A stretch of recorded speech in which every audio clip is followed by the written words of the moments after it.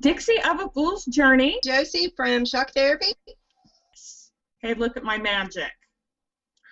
The question from the listener is, why didn't you cover the bubble technique? More than one person asked me about that, and they expect it to be the only thing with spiritual protection they need, which is so not it.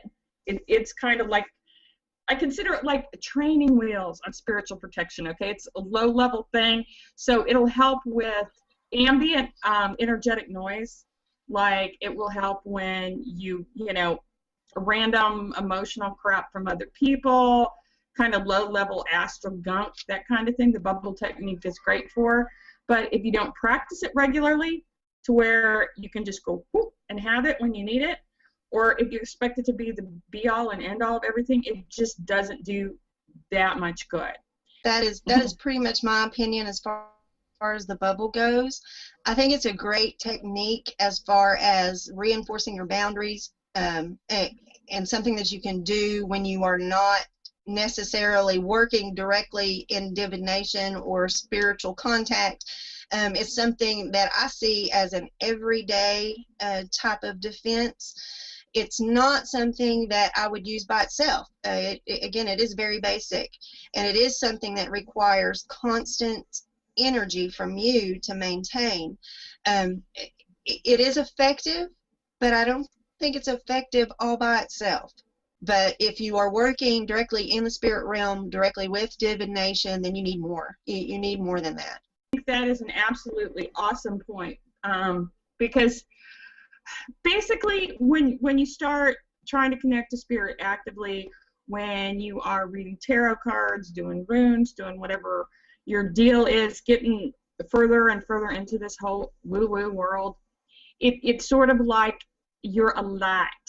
Your energy is a tasty meal to any random spirit, whatever, that's kind of going by, and it attracts attention to any kind of spirits, energies, anything that notices this. So you're basically moving out of the kiddie pool into the big pool. But I guess since we brought up the bubble technique, it would probably be a good idea to talk about what it is. But for me, kind of an integral part of doing the bubble technique is doing a basic ground and center. Then from that point, I will go, okay, I'm grounded, I've dumped all the stuff I don't need, I will take some of this stuff coming up, and it's from that I start imagining forming my shield, which I will usually do about arm's length around me. And intention is really important in any of this kind of thing. When I make a shield, my intention is that nothing harmful to me can get through.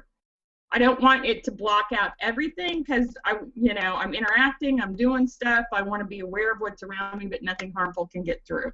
I try to power it from the earth, from that connection that I've already made when I'm grounded, so that it's not depleting my personal energy source. It's more of a projection, and I go from the heart chakra and push out as far as that's concerned, and it is something that it has to occur from a grounded center state. I really like your visualization of the tree roots and the grounding. It does help, and it does make you sort of like that continuous channel. I do like the using your heart chakra to create your shield. I think that's a really nice touch. And it occurs to me when you say that possibly, depending on what you were wanting to shield for, that you could utilize some other chakras. Like if you felt your personal space being impinged upon and you feel like you needed to project your will, that you could probably use your solar plexus, your third chakra, and make the shield yellow. You know, maybe if you felt like somebody was trying to unduly influence your thoughts, you could use your third eye chakra. Or if somebody was trying to squelch your speech, you could try your throat chakra. That has all kinds of possibilities. I like that. Like I said, I don't rely on them a whole lot, because they're really kind of a basic start technique, not a, this is the be all and end all. And unfortunately, that's the only thing that you see so much of the time. It's like, well, create a bubble, and somebody says that they have these huge spiritual protection needs, and they're like, well, are you creating a bubble? Well, bubbles don't fix everything. Bubbles are like your everyday coat. You know, you put it on when you go outside. You should have your jacket or whatever.